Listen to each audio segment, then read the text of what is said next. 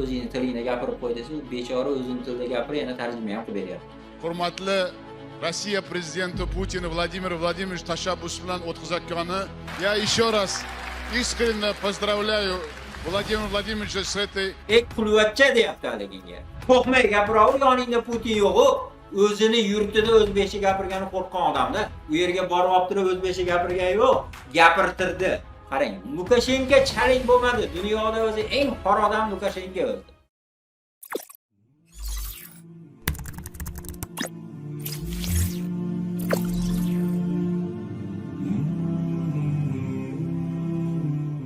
Keyingi savol o'qiyman bo'lsa, Qozon shahrida bo'lgan sport musobaqasida Tog'ut Putin O'rta Osiyo malik hokimlarini rus tillarida gapirtirishidan nima ishlarni ko'zladi?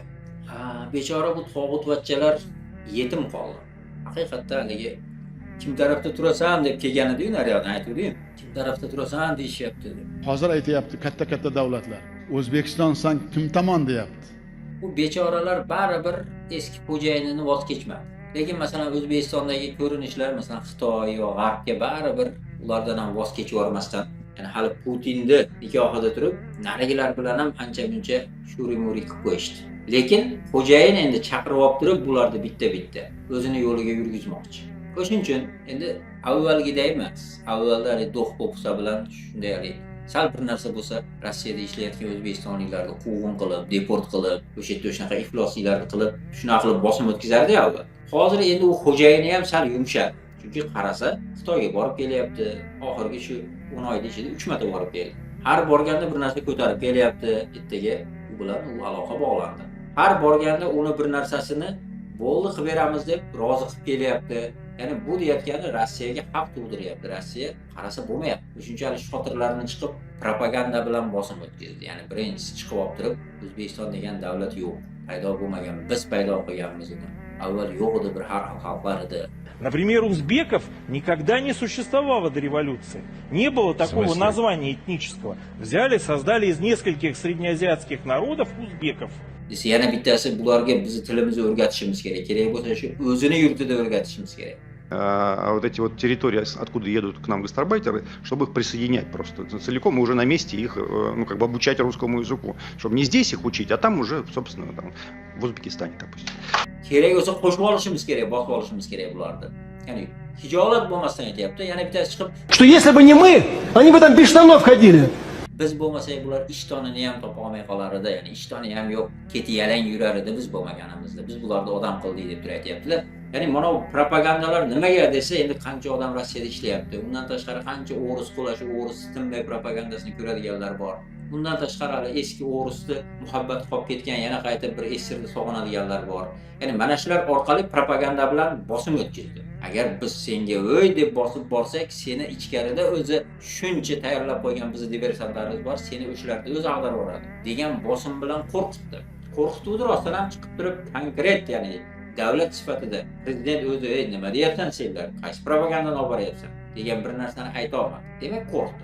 Lekin endi narigi taraf faqat o'sha qo'rquvni o'zi bilan ushab tursa bo'lmas ekan bo'lardi deb, endi sekin-sekin yoniga chaqirib boshini silab, "Ya o'zi sen meni itimsan, lekin haligi achchiq qilib bir ikki tepsam xafa bo'lma, boshingni ham silab suyak beradigan paytimni ham eslagin" deb turib, haligi itni ham sekin bir avrab xizmatni qildiradi-yu, eslagan odam. O'shunga o'xshab Putinga ham eskiryapti shekilli. Avval vahima, to'polon, qo'rqitish, o'shanaqa baqirish, bosib olaman, yadrni qurollarim bor, urib tashlayman deb shunaqa qilib vahima bilan ushar edi. Endi bugungi kunda olib borib olib o'zingni tilingda gapirib qo'y desa, u bechora o'zining tilida gapirib, yana tarjima ham qilib beryapti.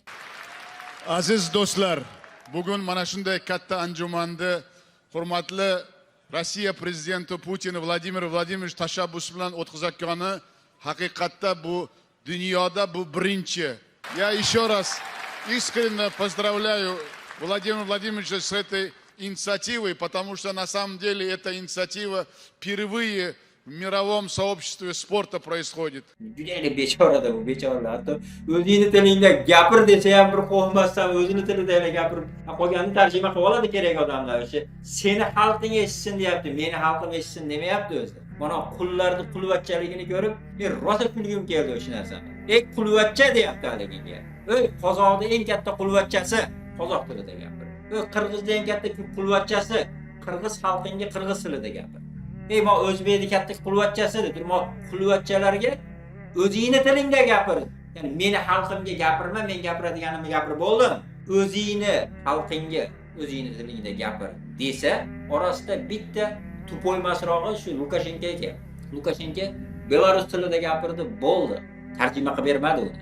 Chunki Belarus xalqiga Belaruscha murojaat qildi. Mana qolgan qulvachchalarni qarasang, bechora qulvachchalar o'zini xalqiga Putin aytgani uchun murojaat qilyapti. Bo'lmasam birorta joyda, hatto hali Fransiyaning prezidenti bilan uchrashgan mahalda Fransiyaning prezidentiga o'rischa gapiryapti, buni gapini fransuzchaga tarjima qilib beryapti. Ey, befarosat, o'zbekcha gapirsang ham, baribir sening gapingni o'rischa gapirsang ham, o'zbekcha gapirsang ham tushunmaydi. Baribir uni fransuzchaga tarjima qilib beradi. Qo'rqmay gapiraver, yoningda Putin yo'q-ku.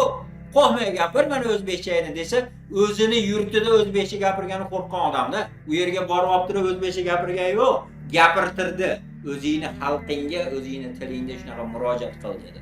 Desa, bu bechora qulvachchalar nima qilyapti desa, o'zini tilida gapirgani, o'rischa aytib qo'yapti, ya'ni gunoh ko'rib qo'ymaylik, o'zbekcha gapirganimizga, qozog'cha gapirganimizga deb o'yladi shekilli. Ya'ni qullik tabiatiga shu darajada singib ketganki, qarang, Lukashenko chalik bo'lmadi. Dunyoda o'zi eng xor odam Lukashenko o'zi. O'risda haqiqiy iti boqqan iti deb dunyo aytadi. Lekin shu Lukashenko chaligan bo'lmadi. Shundan ham past xorlikligini ko'rsatishdi bechorada. Shuncha aytaman, bu azizlik emas. Bu yerda borib olib sizlarning tilinglar zo'r, sizlarning xalqinglar zo'r, sizlar avvaldan bor bo'lgan davlatsizlar, zo'r davlatsizlar degan emas. Bu haqida Putin fikrlarini aytgan. Qozog'iston yo'q edi, biz uni paydo qildik degan. Создал государство на территории, на которой государства не было никогда. У казахов не было государственности никогда. Он ее создал. В этом Putinning gaplari bor. Biz yerlarimiz o'zi, biz qadarga qilganmiz. Xohlaganda o'ylarib ham ko'rishimiz mumkin yana boshqatdan. Deb turib, buni ochiq, ishora emas, ochiqdan ochiq aytayotgan odamda endi bu. Haligi gapirayotganlar ham shu ruxsat bergani uchun baralla gapiryapti. Hech kim bular gapini inkor qilgani yo'q. Demak, Putin gapirtiryapti uni. Gapirasan chiqib, hammang propagandistlar deyapti. Ya'ni buni biznikilar darrov haligi dramatizatsiya qilib turib, uni yana haligi maddoh bechoralarga maqtashlikka yana bir omil bo'lib qolganiga hayron qolyapman. U yerda hech qanaqa olamshumlik bo'lgani yo'q. Eski malaylarini yig'ib oldi, yig'ib turib, yana o'zi aytganday do'mbirasiga o'ynatyapti. To'g'rirog'i balalaykasiga o'ynatyapti. Balalaykasini chalib bersa hammasi u aytganda o'yinga tushib beryapti. O'zbekchadan bo'lsin desa, anjam polkaga tushib beryapti. Xolos, buni boshqacha tushunish kerak emas. Buni juda katta narsa deb ham bilish kerak emas. Endi Putin ham o'sha avvalgiday emas, sal boshqacharoq qiladi. Itni ham ba'zida boshini silaydi, suyak beradi. Shunaqa joyga kelib qoldi menimcha. Chunki konkurentlari ko'payib ketyapti. Xitoy ishqiboz O'rta Osiyoga, G'arb ishqiboz oxirgi mahalda 5 million odamni G'arbga jo'natamiz ishlagani deb kontrakt tuzyapti-yu. Bu degani sekin-sekin agar Rossiyadan butun xalq tortib olsa, hali bosim o'tkazadigan rechaklari ozayadi, qiyinlashadi. Agar Afg'onistondan yo'l qilib okeanga chiqadigan yo'l qilib olsa o'ziga, deyarli o'risdan hamma narsa uzilib qoladi deganida. Bosim o'tkazish uchun ham qanaqadir rechaklar kerak. Endi to'g'ridan-to'g'ri tahdidga o'tadi. Shuning uchun o'shanaqa ahvolga bormasdan avval boshini silab-silab ishlatyapti. Boshqalarni ham o'shanaqa qilyapti. Ya'ni Qozog'istonning ahvoli ham xuddi o'sha. G'arbga ham rozi qilaveryapti, Xitoy bilan ham aloqalar kundan-kunga zo'r bo'lyapti. Shu bilan hali o'risni ham unutmayapti. Shuning uchun bu siyosatdagi endi ilojsiz bo'lib qolgan mahalda sal yon berishlarga kiradi xolos.